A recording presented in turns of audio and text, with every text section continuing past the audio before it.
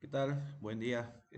Bueno, ya una vez que sabemos a grandes rasgos de qué se trata lo que es un sistema SAE, un sistema administrativo empresarial, podemos manejar que hay muchos tipos. Antes de que nos adentremos en un sistema en específico con el cual podamos trabajar, vamos a ver las configuraciones. Primero que nada, vamos a trabajar una sección que es teórica, es decir, comprender, ver los términos generales, de qué se trata cada uno de estos, más o menos ir comprendiendo. Y posterior a eso, volveremos a retomar estos temas, pero para ya trabajarlos de manera directa en una computadora. Entonces, les pido de favor que vayamos preparando, pues obviamente una computadora para que ustedes puedan hacer la instalación posterior. De momento solo vamos a ver la parte teórica, por lo que les pido que pues vayamos trabajando con eso.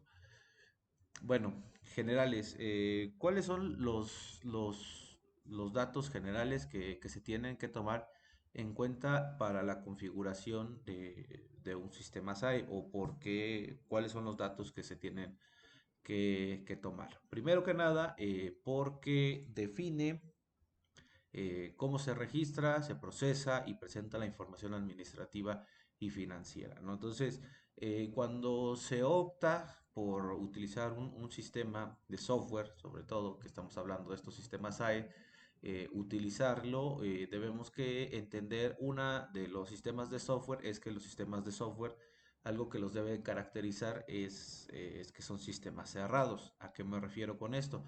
Que la información que se te pide tiene que ser proporcionada. Hay muchos datos que deben ser considerados, por ejemplo, que los datos en cuanto a se refiere a sistemas, existe algo que se llama validación de datos en una base de datos. ¿Sí? Bueno, ¿qué es la validación de datos? Que te pide la certeza de los datos que tú estás ingresando o los datos que vas a tener, ¿no? Entonces, muchas veces, por ejemplo, cuando hablamos del registro de un cliente, las personas tratan de que el cliente solo se le ponga que es Juan Pérez, que no es necesario capturar su número de teléfono, su correo electrónico o su fecha de nacimiento. Entonces, todos esos tipos de datos a la larga van a servir. Entonces, la mayoría de los sistemas administrativos que pide, el sistema pide ciertos requisitos para que se pueda trabajar bien la información con todo eso, ¿no? Entonces, ¿qué es lo que también hace el sistema o la configuración que se va a hacer? Es que adapta el sistema a la realidad operativa de la empresa. ¿Qué queremos decir con esto? Es decir, al nosotros decidir instalar un sistema SAE o trabajar en un sistema de software, nos pide que adaptemos la empresa a un mundo real que se tenga que trabajar acá. ¿A qué me refiero? Que algunas veces, lo digo por experiencia propia, muchas empresas tratan de mantener su funcionamiento como ellos lo vienen manejando, es decir, a un entendimiento de que es que nosotros no queremos pagar impuestos, es que nosotros queremos omitir estos datos, nosotros no queremos facturar, nosotros no queremos hacer este tipo de cosas completas, preferimos llevarlo en una libreta, entonces necesitamos al momento de ya pasar a un sistema de este tipo, pues hacer conciencia que es un sistema que va a facilitar muchas cosas, que nos va a pedir los procesos que se hagan tal como se deben de hacer, no como nosotros queramos de manera tan sencilla. Bueno, la configuración correcta convierte al sistema en una herramienta estratégica, es lo que les mencionaba yo. Si nosotros decidimos instalar un sistema es porque queremos dar un paso para comprender la parte financiera. Entonces, no entender el funcionamiento de las cosas, no entender el procedimiento, no entender los impuestos o no entender básicamente cómo funcionan en el mundo real una factura, una devolución, un proceso de garantía, una venta, un presupuesto, básicamente estaríamos conflictuando el uso del sistema. Entonces, es por eso que cuando se les pide que salgan al mundo real, muchas personas se les complica en cuanto estamos en un trabajo. Esto se los digo como docente porque es muy común que aprendas algo en la escuela, en la universidad, que tú vayas realizando un trabajo y este trabajo básicamente vaya viéndose con algo que no lo viste en la escuela, porque difiere mucho el cómo lo has trabajado a cómo es la realidad. Entonces, tenemos que comprender el mundo, tenemos que ver cómo funciona, tenemos que entrenar nuestro cerebro, tenemos que empezar a obtener experiencia. Pues de preferencia no le llamo yo cometer errores, pero sí es bueno que se comience a utilizar y adquirir experiencia, ¿no? Muchas veces, si ustedes van a la bolsa de trabajo o en este momento solicitan un trabajo, ya les piden ciertos años de experiencia o cierta experiencia en el manejo de programas o de Excel. Bueno, pues básicamente lo piden porque pues es para las empresas lo que necesitan es saber alguien que ya maneje o que ya pueda moverse realmente dentro de un software. La mayoría de los softwares son similares, pero hay una concepción o un fundamento que se tiene que tener de cómo comprender tal vez de que este sistema no lo sé utilizar, pero si la lógica o el funcionamiento es el mismo, yo me voy a adaptar rápido, ¿no? Entonces, em, poder utilizar un SAE, pues lo que nos indica es que nuestro conocimiento pues ya es óptimo y que queremos que la empresa funcione de manera correcta. ¿Cuáles son los riesgos de una mala configuración? Primero que nada, registros duplicados o incompletos. Bueno, en los sistemas de software, los que ya son administrativos, con los que ya se está trabajando, no se puede duplicar una venta. Es decir, supongamos que yo ya la registré, pero resulta que no la tenía yo bien guardada o no la tenía yo segura. Entonces, estos sistemas lo que nos ayudan es a poder incorporar básicamente la información correcta, ¿sí? Porque no puede haber datos repetidos de un cliente, datos repetidos de una venta, el mismo proveedor pero con otro nombre, el mismo cliente pero con diferente número de teléfono, porque ya cambió de teléfono, voy a registrar un nuevo número de teléfono, cuando lo óptimo es actualizar los datos. Entonces, eh, mucha gente batalla o no considera, tal vez porque por la falta de experiencia dentro del trabajo de la empresa, lo mencionaba yo hace unos momentos, que no capturan los datos completos de un cliente, sabiendo de que, bueno, el señor es Julio Gómez, ¿no? Y su dirección es calle Central número 23, ¿no? Pero de repente podemos encontrar que la factura o el envío a esta persona no es correcta. Entonces, cuando queremos localizar a un Julio Gómez, resulta que tenemos en la base de datos a cuatro Julio Gómez. Y la avenida central, pues en otros municipios existe la Avenida Central, entonces no sabemos si es de San Cristóbal, de Teopisca, de Cintalapa, de Tuxtla. Esto es solo por poner un ejemplo, ¿no? Porque hay muchas calles que se repiten en todos los municipios, como Miguel Hidalgo. eh, bueno, ese es el ejemplo, algunas que la manejan como cuarta norte poniente, entonces muchos municipios manejan esa configuración de que con el tipo de calle. Entonces, si no ponemos nosotros la ciudad, que son casos realmente extremos, pero que pasan en la vida real de identificar este tipo de cosas. En lo personal, yo trabajo con base de datos con una gran cantidad de homonimias, lo que se refiere a que existen personas con el mismo nombre, pero por no capturar su CUR, por no capturar su RFC, por no capturar eh, todos estos tipos de detalles que al final de cuentas van distinguiendo a una persona y nos piden que el tiempo sea completo, o por ejemplo que no se coloque el número de teléfono o el correo electrónico, siendo que son herramientas fundamentales para localizar a una persona. Es decir, si tengo problemas y quizás no lo puedo localizar, tal vez un correo electrónico o una llamada, un mensaje de texto, pues puedan ayudarme con este tipo de cosas. También la mala configuración, ya se había mencionado que estos sistemas sirven pues básicamente para declarar impuestos. Entonces, una mala configuración nos lleva a que nosotros hagamos malos impuestos, que hagamos mal el cálculo, que nuestro inventario no esté funcionando, que hagamos ventas cuando ya no tenemos inventario o que perdamos una venta por no saber cuánto producto tenemos, hacer malos cálculos a la hora de hacer una compra y no tener el control de cuánto es nuestro dinero en efectivo o lo que se tiene en bancos, básicamente pues dependen mucho de esta configuración. Los reportes financieros, a veces es muy difícil, bueno, para las nuevas generaciones, básicamente los contadores actualmente que trabajan en empresas grandes o que se dedican a llevar los impuestos de manera formal de personas, pues ya lo tienen todo registrado en este tipo de sistemas. Entonces, no hay errores y cuando hay un error es más fácil detectarlos porque la información que se tiene es fiable, ¿no? Y bueno, incumplimientos fiscales y administrativos, todavía hay un montón.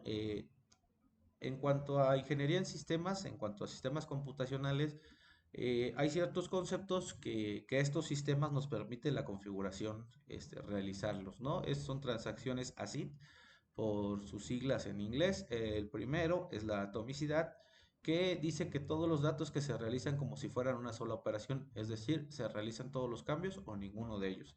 Ya había yo mencionado en el primer video de clase que hay operaciones, por ejemplo, en los cajeros automáticos, en donde tiene que retirar de la tarjeta y realizar una operación. Entonces, por ejemplo, si no se completa la operación, es decir, si el cajero automático no entrega el dinero, entonces no puede actualizar la base de datos porque no se ha completado la operación y lo mismo funciona en este tipo de sistemas. No puede realizar una compra o una venta que son operaciones que dependen del inventario, que dependen de un cliente, que dependen del saldo de la empresa, que dependen de esta, hasta que no se realicen todas, ¿no? Supongamos que voy a hacer yo una venta con un cliente, entonces primero tengo que actualizar el inventario. Supongamos que yo realizo a medias esa venta, reduzco el inventario, que ya no tengo 10 de ese producto, pero a la hora de recibir el dinero no se recibió el dinero, entonces pues no registré la cantidad, ya no hice la venta, pero sí registré la disminución en inventario. Entonces la atomicidad se refiere a eso, los sistemas administrativos de software nos permiten eso, que hasta que se realicen todas las operaciones, las realiza como si fuera solo una. A eso se llama transacciones, es decir, que realizan más de una operación, pero realiza todas. En dado caso que haya realizado una de dos o una de tres o dos de tres, pero no se completó la última, regresa a su estado original como estaban las operaciones, las demás tablas que haya afectado. La base de datos debe de quedar con mucha integridad. Coherencia, los datos en un estado coherente eh, cuando se inicia una transacción y cuando finaliza. La coherencia de datos también tiene que ver con eh, cómo funcionan los datos. Es decir, si el campo te pide que sea una fecha de cuándo se realizó la operación, existe una forma de cómo te está pidiendo la información, de cómo te pide el RFC. Un RFC no puede estar con 6 dígitos o con 13 dígitos. Entonces, hay cierta formalidad de que los datos deben de coincidir conforme te los pide la base de datos para que la información sea más confiable. El aislamiento.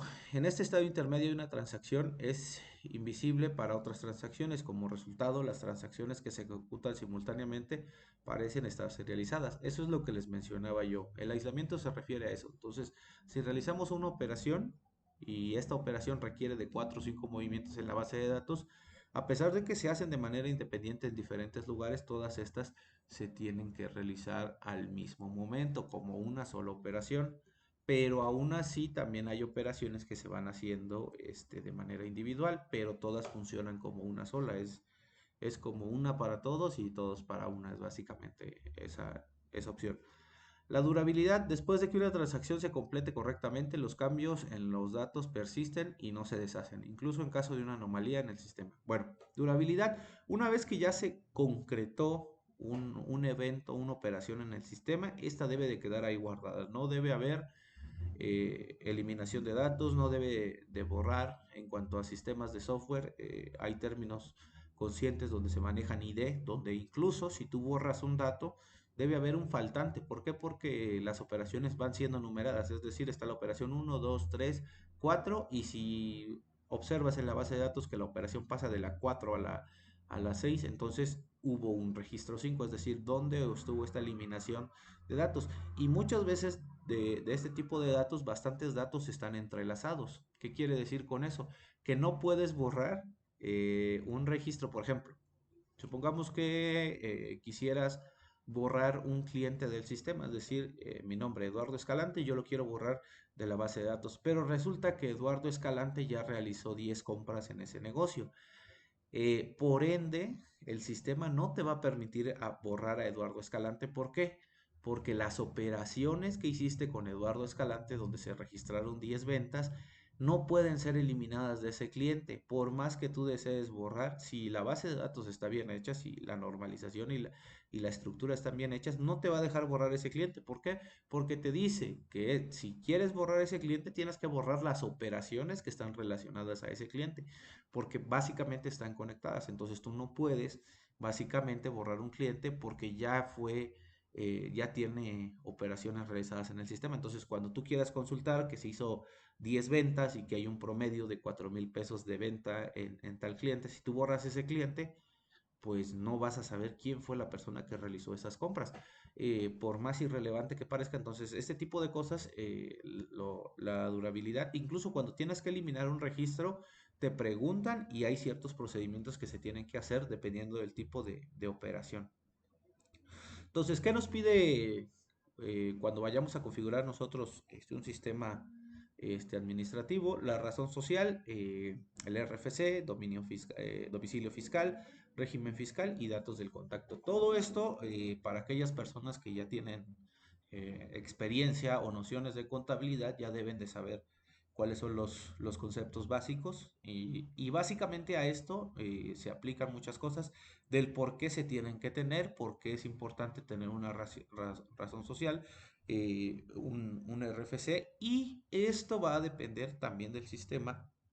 Pero el sistema va a depender de todos estos datos porque la razón social no se calculan los impuestos de la misma manera, dependiendo del giro o de la razón social que se tenga ahí en el régimen fiscal. Los datos del contacto, muchas veces tenemos que completar toda esta información porque si nuestro sistema va a emitir facturas, entonces quiere decir que nosotros tenemos que tener los datos completos. Para aquellas personas que no sepan, pues una factura con datos incompletos puede perder su veracidad o puede meterse en conflictos con el SAT, lo que esto se traduce en multas o pues básicamente muchas complicaciones. Entonces es importante que cuando se configure un sistema de estos, nuestros datos sean reales, es decir, incluso si hubiera un cambio de régimen, también tenemos que entrar en el sistema y hacer todas las preguntas necesarias antes de hacer un cambio de régimen. ¿Por qué? Porque tenemos que ver los cierres fiscales, es decir, si son mensuales, trimestrales o anuales, en donde pues si yo, por ejemplo, tuviera una factura con un cierto régimen fiscal que se está pagando en pagos, o que de cierta manera la cobro, la genero en algún momento y después voy a estar cobrando otro tipo de impuestos, o cargando otro tipo de impuestos, yo tengo que cerrarla para que esa operación no afecte al nuevo régimen en donde se tiene que cambiar. Entonces, son muchos detallitos a tomar en cuenta. ¿Cuál es la importancia de todo esto en la base de datos? ¿Por qué? Porque pues si el sistema va a generar facturas, todos los documentos generados por el sistema ya se vuelven oficiales, y lo que se viene viendo es de que todo esto va a garantizar la validez legal y fiscal. Todos los datos, es importante que no se genere una factura, la primera o las que sean, si la información, los datos de la empresa no son correctos. ¿Por qué? Porque pues tendríamos que cancelar esa factura, tendríamos que hacer todos los procedimientos legales para que no haya alguna alteración o algún indicio de que se están evadiendo impuestos o realizando algo ilegal. Esto nos va a evitar inconsistencias, nos va a evitar sanciones y todo este tipo de situaciones. Por eso es importante que conozcamos la importancia de los generales de la empresa. Parámetros generales, muchas veces pareciera que no, pero el símbolo, hablando de contabilidad, depende de mucho de esto. ¿Por qué? Porque en un documento fiscal, el símbolo, el cómo marques tú el símbolo de moneda, porque no estamos hablando de pesos, que no es lo mismo el símbolo de pesos con una raya que con dos rayas, ¿no? Que es lo que define, o que parezca una E. ¿Por qué? Porque eso define en tu factura básicamente el, la moneda con la que estás trabajando. Es importante trabajar que estamos con pesos mexicanos o incluso si se reciben pagos en dólares, hablando de que si es una empresa grande, tiene que haber una configuración híbrida para que se puedan realizar los cobros de ambas maneras, ¿no? Entonces, el idioma es importante. ¿Por qué es importante? Porque muchas veces, hablando de software, hay muchos sistemas que solo tienen la configuración para el español de España. Entonces, a pesar de que el idioma esté en español, la configuración de la moneda viene en euros. Entonces, es importante que ahí los paquetes de idioma sean bien configurados o tal vez no podamos trabajar en ellos. Dependiendo, si ya se facturan, entonces sí se debe eso. Es un punto a tomar en cuenta. También se tienen que definir los periodos contables. Si son mensuales, si son trimestrales, si son anuales. Hay un año fiscal y aparte hay, si se quiere tener un periodo de calendario como anual que no tiene que ver del 1 de enero al 31 de diciembre. Entonces hay que definir ese tipo de periodos, cómo se va a trabajar. Todo esto es para los impuestos, ¿no? Entonces no se puede realizar la configuración ya después de que se haya empezado a trabajar, sino que se tiene que definir. Políticas de redondeo, cómo se trabaja con los descuentos. Hablaba yo con contadores que muchas veces se tiene que tener mucho en cuenta cómo tú realizas una promoción, cómo realizas un descuento. ¿Por qué? Sí, porque, por ejemplo, si tú pones un 33% de descuento, si tú pones tres veces 33%, siempre te va a dar 999 o 99.99. Nunca vas a llegar al 100 y cuando se habla de contabilidad, ese centavo ya descuadra toda la operación. Entonces, es muy importante de cómo se manejan los porcentajes, cómo se hacen los redondeos. Es decir, si yo manejo centavos está correcto, pero si mi política de la empresa me va a decir yo no quiero complicarme con estos centavos, entonces prefiero hacerle un descuento de esos centavos o cargarle más centavos para que los números sean cerrados y yo no tenga problemas con mi operación. Formatos y criterios de cálculo. Todo eso se va viendo, se va configurando para que sepamos cómo funciona la empresa. Para eso, las empresas definen sus procedimientos, definen cómo lo trabajan, pero también hay que definirlos en el sistema y que se adapten y sean iguales, que tengan el mismo funcionamiento y el mismo entendimiento. Entonces, es un tema bastante cortito, pero todo lo que se llama o lo que lleva a la configuración de un sistema es imprescindible, ¿no? ¿Por qué? Porque a partir de toda esta información tú vas a empezar a trabajar, tú vas a empezar a conocer el sistema. Entonces, son todas las consideraciones que se tienen que tomar, muchísimas más, pero de momento, pues eso es lo que vamos a ir viendo, ¿sale? De momento es todo. Cualquier duda quedo a sus órdenes.